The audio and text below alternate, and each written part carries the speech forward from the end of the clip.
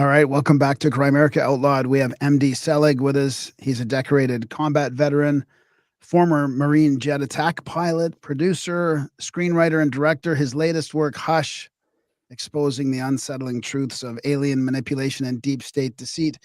Kind of like sci-fi based on fact, I would say. Welcome to the show, MD. Thank you so much. I'm honored to be here. It's one of my favorite topics. I had a book, like just what you're doing with the sci-fi and using like the fact. I had a book series. I read it in the '90s called Inception, Genesis, and there was another one by Harbinson, W.A. Harbinson, I think was his pen name. Okay. And it was really it was a mind-blowing series, but it was based on like the Nazi mythology about stealing the saucer, like the saucers ending up in Antarctica and somewhere else, and like the Oh, so you based know on fact. yeah, it was, and it Nice. was it was in the Nice. '90s where I was into UFOs, and I was like this Cool. series, and I reached out to the guy a couple times in the last few years, like he doesn't want to talk about those books at all, but it, it There was may be something behind that. yeah, exactly. So I was, and all this stuff is coming up, but we've been talking about other sci-fi stuff that we'll get into later on. But I mean, I guess just tell us a little bit about yourself before we jump into the deep Sure. state and all Sure, that you stuff. got it. So I came out of college with a history degree at the University of Arkansas, and for all your Canadian fans, that is a state a little bit to the east of Texas. Everybody knows what Texas is. Yeah. But so I came out of University of Arkansas with a history degree, and then I went immediately into flight training for the Marines. So what that means is basically I go through Navy flight training. So U.S. Marine pilots go through Navy flight training. So kind of the Top Gun stuff. I went to Pensacola, Florida, and went through all the primary stuff. Then I got selected for jets and went to a place called Beeville, Texas, which is now a state prison. And I think they got rid of the base. And then eventually went to my what's called a gun squadron, where I flew A6 Intruders. It's a 2-seat attack jet where there's a bombardier navigator next to me. Those jets have been mothballed. They're now 2-seat F-18s, but during the Persian Gulf conflict, I flew combat missions, and I was the intelligence officer for my squadron, and that will play into our conversation a little bit later because it'll talk about what we see coming in on top secret and what's actually disseminated to the public is a little bit different, sometimes a lot different. And after I got out of the military, I flew for 8 years, which is one tour for a pilot because they spend so much money on you. You don't just get 3 years. You have to do 8 years generally in any of the armed services if you get accepted to be a pilot. And I loved the flying, but I knew I was going to go into film and music. I moved to LA, did screenwriting, and began producing shows. I have had shows on Netflix, Showtime, and currently there's a show called The Gunrunner Billy Kane. It's a sci-fi pilot on Amazon Prime. And then Nice. just over time, yeah, people have said, hey, why don't you write a novel? Because your screenplays are so, I tend to be cinematically detailed. But the last thing I'll say is all of my stuff, especially with Hush, is excessively researched. Like it took me 3 years to write Hush. So that'll give you some sense of what I do with the settings. They're pretty darn accurate. What about well, actually I'm going to ask that question later. So what about your um I'm drawing a blank here right off the bat, but I've got too many questions in my head, so I don't want, I want to start off sort of slow. But when did you get interested in like this deeper? Because I heard you on Midnight. What's it called again? Midnight. I Fade heard to you on Black, another maybe? show. Fade to Black, yeah. Fade to And Black. I was surprised at how conspiratorial your thinking was. Because you're. I guess it's hard for me to reconcile like. And I'm not saying that in a bad way at all. It's just like it's Yeah. more kind of in line with some of the stuff that we talk about, but you've also got these shows on these mainstream platforms. So like, how do you navigate that? Or when did you become interested in sort of the deeper aspects of the deep state and the control mechanism that we're kind of up That's a against? great question. Yeah. So being an intelligence officer during Desert Storm. So when you're a pilot in the American Armed Services, you're always going to have a second job, or we call it a billet, within the squadron. you can be a maintenance officer. I was a maintenance officer, and usually it's like a sliding thing. Like every 6 months, you take a new billet, right? Because the squadron is trying to teach you all the different areas of the squadron. Maintenance officer, logistics officer. You might be the squadron intelligence officer. And so when you're not flying, as the squadron intelligence officer, I would be in kind of the top secret room where documents come in, and we're processing what's happening worldwide with the military, and especially if something comes in for our squadron selectively, right? So I'm reading top secret documents, but at the same moment, especially during Desert Storm, which began in January of 1991. I don't know how many of your listeners, again, I'm just going to throw it out there like everybody knows all this stuff, but it began, I believe, January 11th. It went for 43 days. It was only airstrikes, and my portion of the airstrikes, my missions were all on the highway to hell that became kind of famous later, where there's a line of tanks and armored vehicles coming south, and most of my missions were attacking that. But I bring this around to, I'm reading the top secret intelligence briefs that are coming in, and in my squadron mess hall, which is just this gigantic warehouse full of pilots from all over, NATO pilots from all over. I'm sure there were some Canadian dudes there, but I did not check in with those guys, but I'm sure they were there too. And I'm watching CNN. I'm reading top secret briefs of what's really going on and about to occur. And then I'm actively involved in the missions. So then I come back each day from a mission, whether I'm bombing a base because there supposedly is maybe an ammo dump there where they've got all their, they've got a buried area where they've got all of their weapons, like the ammo for their guns and this, and that can be shells, or it can be thing. You don't really know. It can be gas supplies or whatever they need. So I'm either bombing those types of facilities, or I'm bombing buildings where there's a suspected meeting about to take place, or I'm bombing traffic moving towards. I was on the southern tip of Bahrain. How up close and personal is that? Is that from, are you a mile out? Are you 2 miles out? Are you right up there when you're launching the things? How far away are you dropping the bombs from? Oh, you have surface to air missiles going by your windshields. Is that what you mean? Yeah. So yeah. You're probably, yeah. So you cross the fence. So you depart Bahrain and you're crossing into Basra and then heading north, right?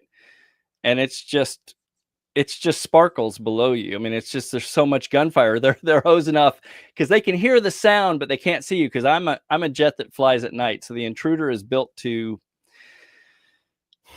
the best way to describe it is, you remember Luke Skywalker when he's going into the Death Star tunnel and he gets that visual on his screen and he's flying towards that. So my Bombardier Navigator, that jet, the A6 Intruder, is an all-weather attack jet. So it's built to go in when you can't see out of the cockpit, in bad weather, in mountains, in any kind of weather. That jet is set up so that the Bombardier Navigator puts a bead on the target, so to speak, with a laser, and then paints a picture for the pilot. And I just kind of fly the Star Wars Canyon, and then I drop the ordnance when it says to drop, and then we pull off and we go back home. In the case of Iraq, all of there were no missions that were obscured by weather, but we did have all the oil wells. Remember, we blew up all those oil wells and the smoke is everywhere. So if we did lower missions, we could have obscuration by smoke. But I kind of bring it all back around. To answer your question, they're firing at the sound of our jet. We don't have our lights on, so they're hearing the right.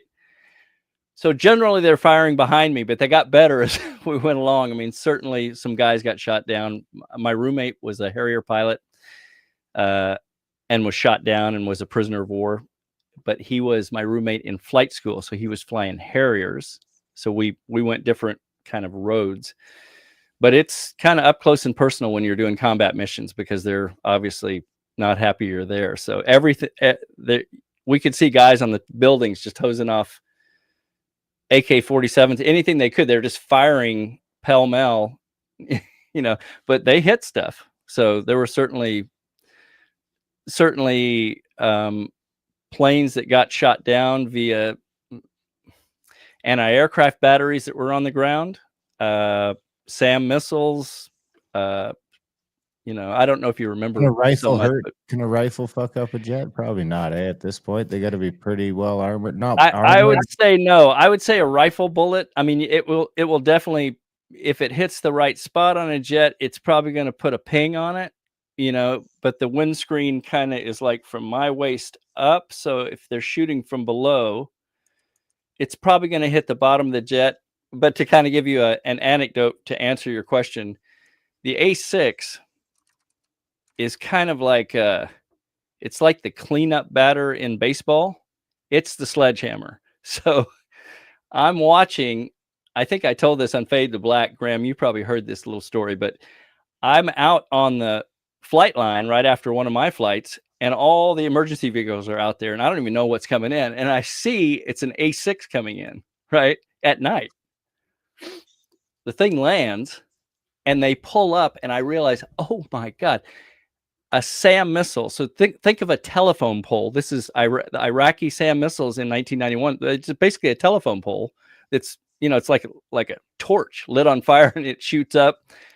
They weren't really guided at that time because we had taken out all their radar sites, but they were hosing off SAMs too, just off of sound. And it went through the wing of that A6, and the A6 still was able to land. So it kind of gives you an idea, like they're really tough jets. Was there a hole in the wing, or did it stick? Like, a telephone pole size hole in the wing. Yeah. So the wing at its widest part, right up near the cockpit where it really expands out, is probably, I don't know, 15 feet from the front edge to the aileron flaperon on the back. Yeah. So there's a distance there, and I would say the SAM hole was this big. It was a pretty good size. Across. Yeah. And at least, yeah. It still came in with a wing, and it shredded. Of course, it shredded all the innards of the wing in that area. I was just amazed it didn't just take the wing off. Like, I'm surprised those guys didn't have to eject, and they brought it back. They don't make them like they used to. I mean, that's back in the early 60s when they made those planes. Exactly. Yeah, they're kind of Vietnam era jets. Obviously still capable. I mean, those things they'll carry 4 2,000-pound bombs, and that's a lot for a small attack jet. Wow. I mean, that's a lot of weight. 2,000-pound laser guided munitions. So they're still pretty tough. But yeah, they've been mothballed. You can still see them at like museums and stuff. They're kind of fun. There's lots of pictures online and stuff. Wow. So most of my experience, coming back to your question of how did I get into the deeper stuff, writing, this type of stuff, was what I was watching on Top Secret briefs and what was happening in the war, and what the media was putting out that we were watching on CNN each night could be really vastly different. And I realized at that point, okay, well, someone else is pulling the strings here, because this isn't accurate to the missions that we're flying tonight. Now, once in a while, it would be one of those Schwarzkopf things where he's talking on the CNN, where they always had him up there saying, here's the luckiest guy going across this bridge, and the bridge blows up after the guy gets off the bridge. He's like driving across the bridge, and right after the Iraqi truck gets off the bridge just vanishes, right? And so they like to show that stuff, but that could literally be anywhere. I mean, and so my experience was something's going on, to the extent that I just knew that the media was being kind of fed a line that they were supposed to say, and the sound bites that were supposed to be said was what we were hearing, and what was actually occurring in real time was pretty vastly different. So, and that guy questioning the whole thing, the whole narrative and all that. That, and the other wild thing was, at the same time as I'm reading worldwide top secret briefs. It's not just the stuff coming to our squadron, but I have access to all of it there in a safe room. And I was noticing over time, like there seems to be like a parallel world going on here of stuff that seemed to me at the time to be all I can say is it was suspect. I'm like that they seem to be talking about some kind of either alien interaction or alien contact. It just something kept hitting at me, and so that got me going as well. I just thought, because you hear stories in any kind of work environment that you're in, you just hear people talk. And I had a couple buddies that were in the squadron that had to land at Area 51 because we were doing practice missions there in the Area 51 area. And their jet had some kind of problem, a fuel problem or whatever. So they had to do an emergency landing. Now, you're not supposed to land at Groom Lake in Area 51. That's just completely off limits. But they had to because they're running out of fuel. And so when they came back from there 2 days away, I'm like on them because I'm like, hey, what'd you guys see? Because it's Area 51. And they were like, oh, it was wild. And I'm like, that's not what I want to hear. But that must have been early days, right after Lazar kind of made it popular in the late 80s, early 90s, or? Yeah, he was, I think Bob Lazar was 89. 89, I was thinking, yeah. Yeah. But I mean, if you're a military pilot, all of those areas on your map, it's just red. Like you just don't go there. I mean, we fly through those areas because we're going to practice ranges and this, that, and the other. But I just remember when those two guys came back, they weren't just off the cuff like, oh, dude, we can't tell you what we saw. It's one of those things. I'm buddies with them, and I'm like, what? Wait, no, you can't do that. And they're like, and I got the feeling like, wow, somebody dressed them down face to face, like what you saw, you didn't see. And if we hear about it, there's going to be a problem. Like it was very clear to me, like, damn, whatever those two went through, they were head down, going to their duty after that. Like I kind of got the feeling like, damn, that was some serious stuff that they were clearly confronted and told, you keep your mouth shut about that. So that also, I was like, okay, so what's going on? That's so, that's so super duper secret. Much, they probably didn't even see much other than like the lobby. And it's just like, no, if they would have seen much, they probably don't get off the base. Who knows? That could be correct. I have a feeling sometimes that, that could be true, that they didn't see much. But I also think I kind of get the feeling they saw something that they weren't supposed to see, because the jet's coming in unannounced, and if they have something out on the tarmac that they're working on, or even in a hangar with all the hangar doors open, and this jet is going, and yeah. I mean, when something goes bad in a jet and you've got an airfield nearby, I mean, you could come down within 3 minutes. They're not going to have time to put something away, is what I'm getting at. Oh yeah, so maybe aircraft, right? Right. I mean, there's all kinds of stuff being tested there, right? All the time, stuff in the air, stuff on the ground. We generally fly, 10,000 feet, like well above the runways and stuff. So we would never see anything. But if you're in an emergency, you're coming down to land. So you're kind of seeing everything that's out on the tarmac that might be tested. You're seeing any hangar doors that are open. You're seeing groups of people, if there's groups of people working on something. And certainly if there's something flying about the airfield that they're testing. I mean, it would be that type of thing where you would certainly see it. Well, I was thinking about I don't think it's the war where the myth was created, but I don't know if you've heard about the stories about the Kandahar giant and or the museum, like that. One of the reasons why they went into Iraq was to go take all the artifacts out of the museums and all that. Did you ever have any thoughts about like going into these places in the Middle East for either religious or antiquarian purposes, maybe artifacts, secret kind of stuff like that? My thought at the time, I think what was being pushed, as far as I recall, was that he may have nuclear weapons. That was the whole thing, that we're going over the fence and we're taking these bombs and we're not bringing them back. Like supposedly he had this arsenal, right, of nuclear weapons, which turned out to be not correct.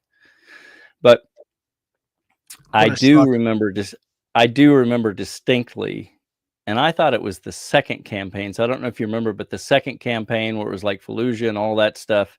Yep. I know all of those artifacts were cleared out because I have of all things, I have a nephew who's now basically retired, but he was involved, and I know a lot of those artifacts were cleared out. And my experience now with studying pretty excessively the alien question is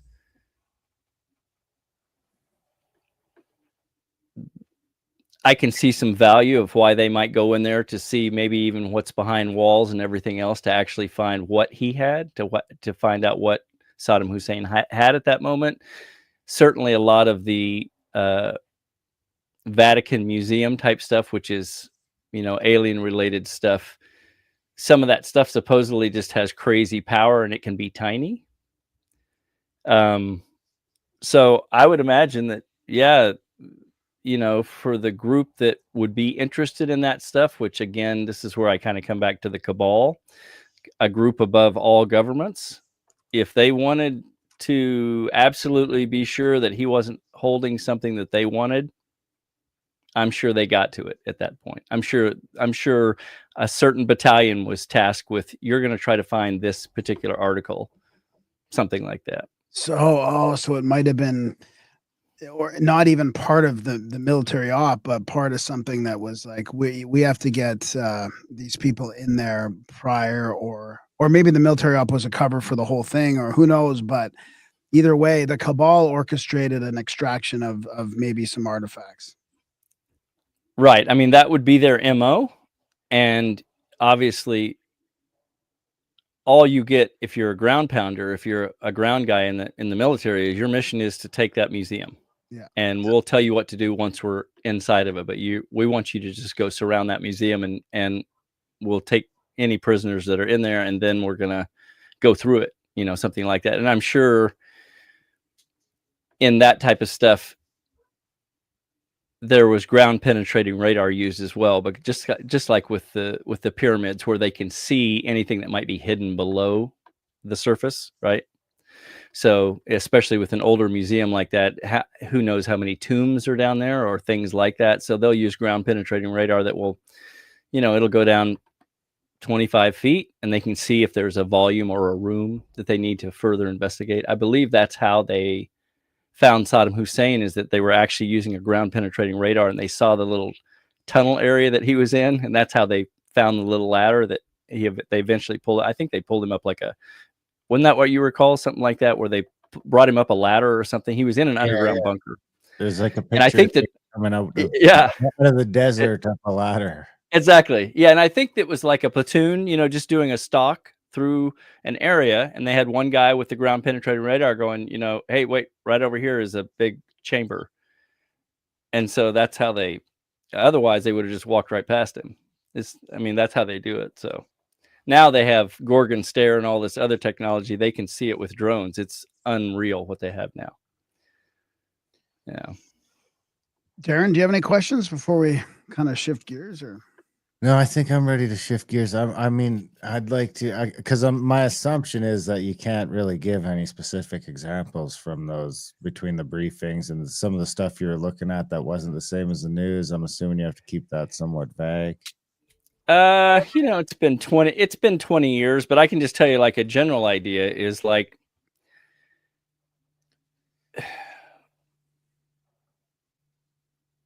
before the Highway to Hell. So the Highway to Hell was just maybe, I would say it was a little bit less than a quarter mile wide, right? So it was a lot of vehicles. It was tanks and military trucks, and just every kind of military thing was coming south, all in one big line. It wasn't just the highway. It was because they can just drive right through the desert, right? So it was a little bit wider than that. And that was occurring from the get-go. And that wasn't being reported until we were there for 43 days. My recollection is the Highway to Hell, if you think about this for a second, if you've got a line of vehicles and you stop the front vehicles that are coming south, well, guess what happens? The whole line stops, right? And then it's a nightmare for the guys who are behind it, because now jets are just coming in. They can't move. I mean, they could run off to the side, which some of them did, and that's why it looked that way eventually. But that was going on for days before CNN is reporting what's happening. So I mean, that line of tanks and stuff was, I would say, was decimated within the first 5 days. That thing is toast. That whole line is toast in the first 5 days. But that's not reported on CNN to the very end because it was the most dramatic visually to look at, right? So when they finally did get reporters in there, they're like, holy cow, there's this whole line of just demolished vehicles and obviously humans. It's brutal. That just runs for miles and miles and miles, right? The highway to hell, I think, is what they call it. So as I'm watching that, I'm participating in it, and I'm going, why are they reporting that we're just doing airstrikes at like these various locations with B-52s from way up high? Why are they not reporting this? And they're being fed what they report from the military that's on site, right? So my impression was, and again, this is, what has it been? That's 1991. How many years is that? 35 years? 34 years. There you go. That's good math. I can't do it that quick. My impression at the time was like, all right, so the military doesn't want people to know that that we've just completely stopped their entire line of stuff coming south. And I was thinking, does that mean because we're about to go in with ground troops and they don't? In other words, it was just fascinating to me to watch what was coming in on CNN, which was like, oh, they're striking these bridges way up north, and they're hitting this building that's supposedly have a meeting, and here's another oil well that's going up in flames. And I'm thinking, but the majority of the operations were right there on the highway to hell, because that's where all their armor was, right? That's where everything was that they were bringing south to do their attack.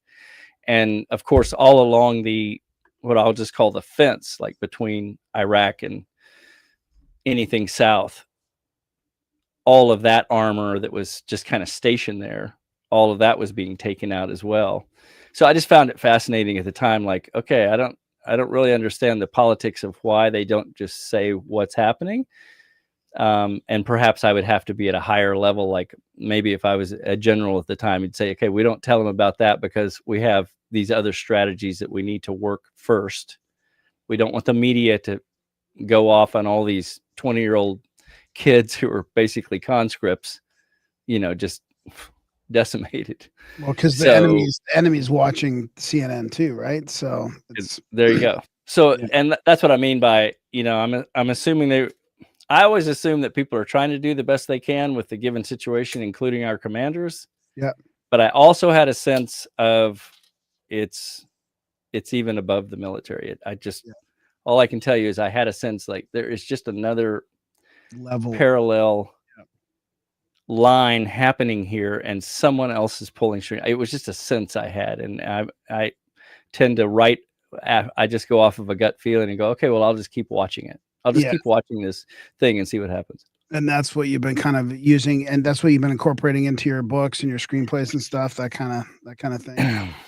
Yeah. So if I write like for instance, in Hush, you'll get to read about Roswell. It's basically your covert history. So Hush, I've tried to write what I believe is America's covert history since about 1940. Now it's also like you have to say it's sci-fi kind of, or well, because I am creating these scenes again, obviously it has to be fiction, right? Because I'm saying, well, these settings like Roswell is a real place, but the characters are fictional, and I'll kind of allude to why I do that. My experience of reading factual, or what people say is factual, when they write books on history, even real history, nobody really knows exactly what happened unless you're in that person's shoes. So I'll use like Eisenhower as an example. Eisenhower was involved in the 1941 Cape Girardeau recovery. That was the first on land recovery in America. Cape Girardeau is Missouri, which is another state east of Texas. When you say north of recovery, Yeah, so the 1941 Cape Girardeau crash landing, for your listeners, was the first that I'm aware of mainland crash landing where basically a flying saucer came down molten. It was shooting across the sky silent. It hit a farmer's field, broke into 3 pieces, mowed down bushes and trees and across the farmer's field for, I think, kind of a country mile. And the whole town came out and was there. At the time, they found 2 dead, basically Zeta Reticuli, roughly 3 foot to 4 foot tall humanoids. There is a famous picture from 2 guys holding up the final one that stayed alive for about 2 hours. I think by the time they hold him up in the picture, he's dead. But there is you can look up Cape Girardeau, alien, and it's kind of a famous picture. But essentially, if I'm trying to recreate that, I can read all these different books and articles and people who said they were there, and I can kind of get a pretty good idea, like what day, what time, when did it come down, I try to do the hardest research I can, because for me as a storyteller, it's so much more exciting to say that, well, Preacher Huffington, and it was Preacher Huffington who got called, instead of just saying, well, it's Preacher Jack or whatever. I want to give as many hard details as I can research, because for me, it's much more interesting to say, well, Ike supposedly arrives 6 hours later, so that the public has already been there. They've dealt with a live alien, 2 dead ones. The preacher has been called out. Preacher Huffington, I believe was his name. I know it starts with an H. I think it's Huffington, was called to read them last rites. So I don't know if you got last rites in Canada. Do you guys have last rites in Canada? probably not.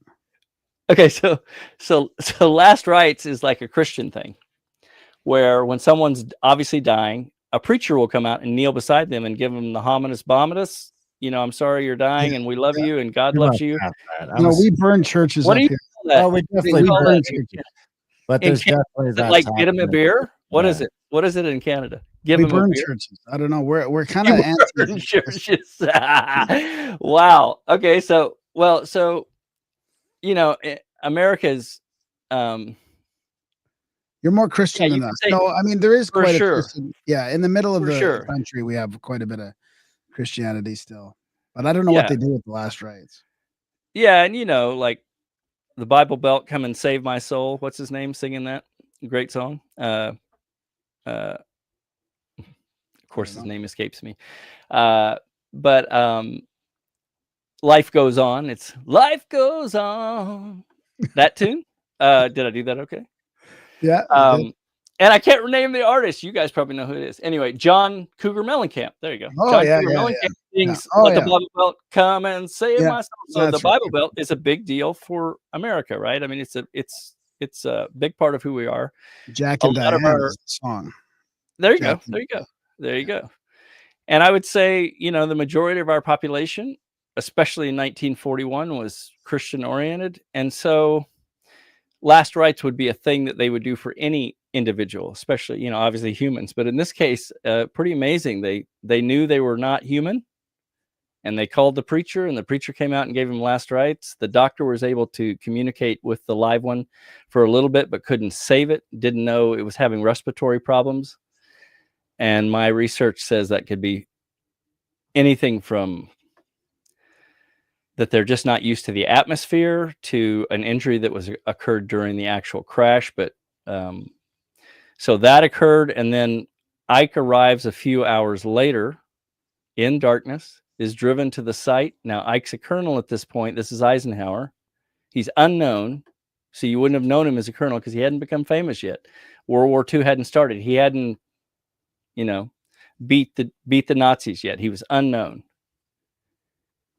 And so I'll write his story in the book, and I'm in his shoes. I'm experiencing it real time as I write it, as he was. So I just take as many details as I can get, and I go, let's see what it would be like to be Ike as a colonel going to his first crash event where instead of it being just a downed Army airplane that had a mishap, he's suddenly confronted with a bunch of people who don't know what the hell they're looking at. And that his officers that are taking him there are like, sir, we think these are aliens. And what is that like for him? To realize that a craft has come from out there, which we Americans don't have the capability to do, and it's crash landed, and there's technology in front of him, and he's asking like, well, where's the engine? And they're like, sir, we haven't seen an engine. Well, why has that thing still got power to it? Because there would be lights on one section of it. And well, sir, we don't know that either. And we haven't smelled any gas or oil. I mean, when you think about how intense it is, when you think about an anti-gravity craft, and it's 3 different molten pieces traveling faster than any of the townspeople had ever seen, streaking across the sky and then hitting the ground and just kind of blasting everything. And then the ship itself, I'm giving hints of what's in the book, but you can read it if you're interested in. And what your readers may find is it's a fun read, I think. The feedback I'm getting is, okay, we're ready for this to be a movie, because I write as a screenwriter, right? That's kind of my background.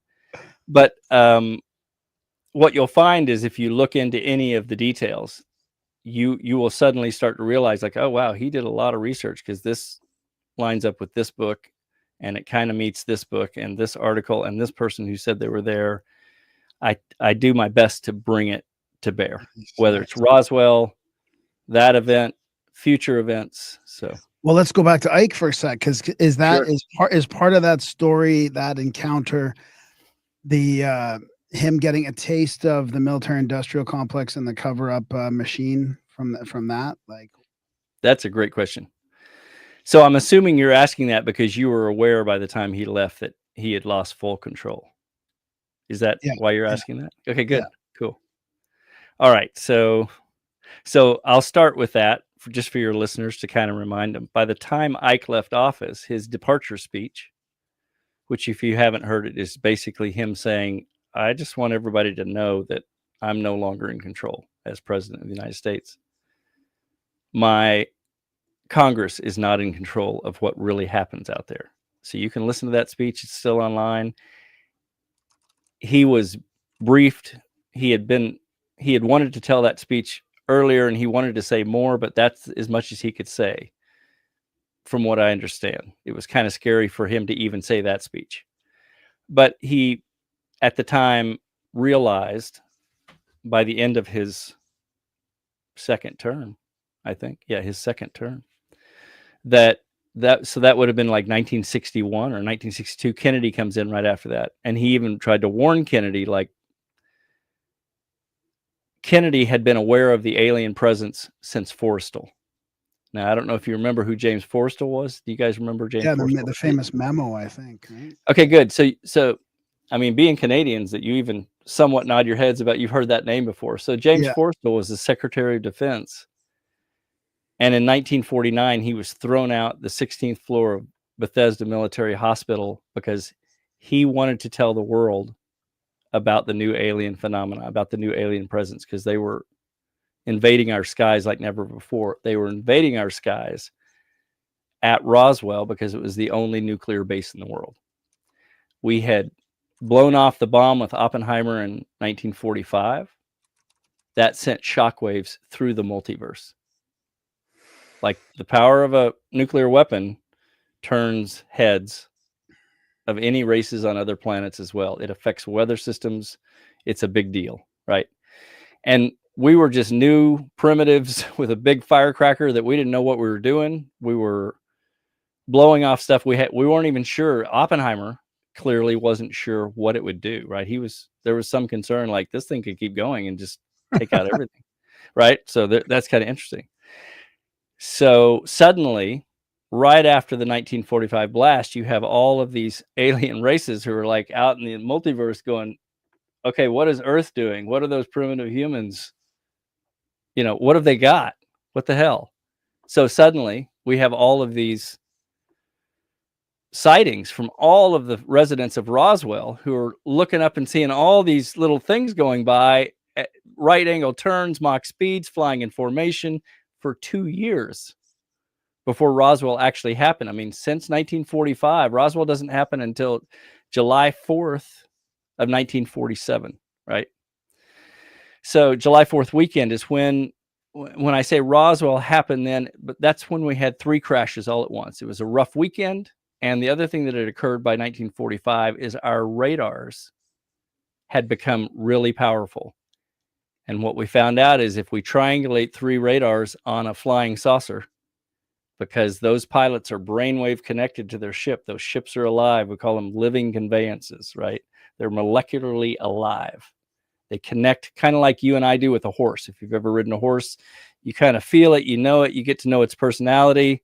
You get bucked off if it doesn't like you, right? But with these ships, with the super advanced alien ships, at least the ones that I've read about and people who have had experiences on these ships, they're like, it's just unreal. They are molecularly alive.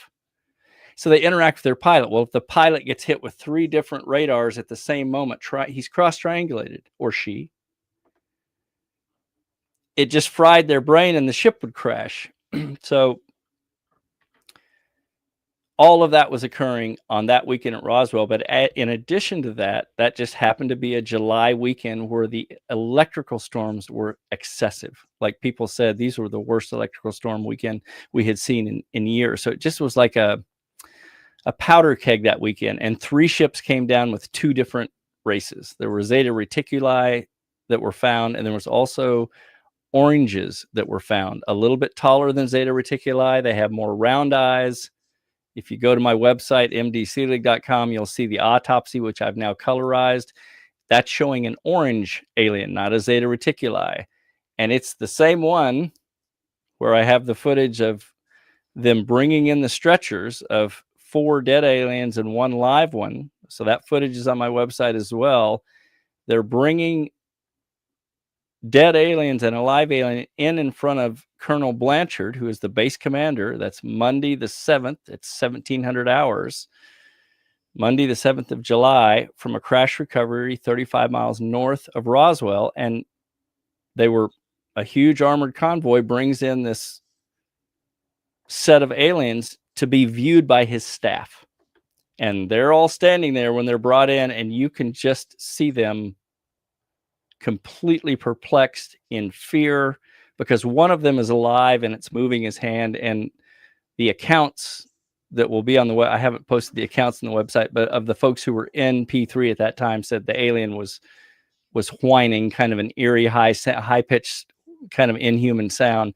But its hand is moving, its knee is moving a little bit. So there's 1 live alien.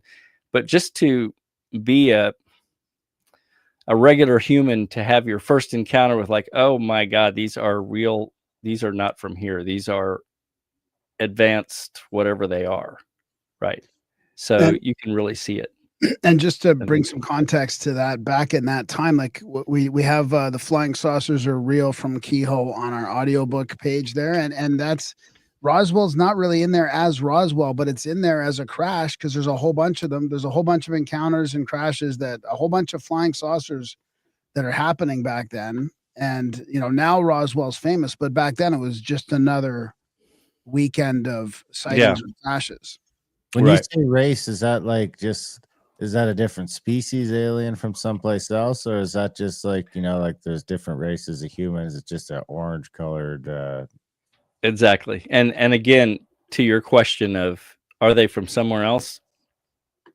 If the orange aliens, the reason I say they're oranges is because there's a particular individual named Michael Cruvant-Wolf. He's dead now. He wrote a book called Heavens. God, escaping my brain right now. Catchers in Heaven.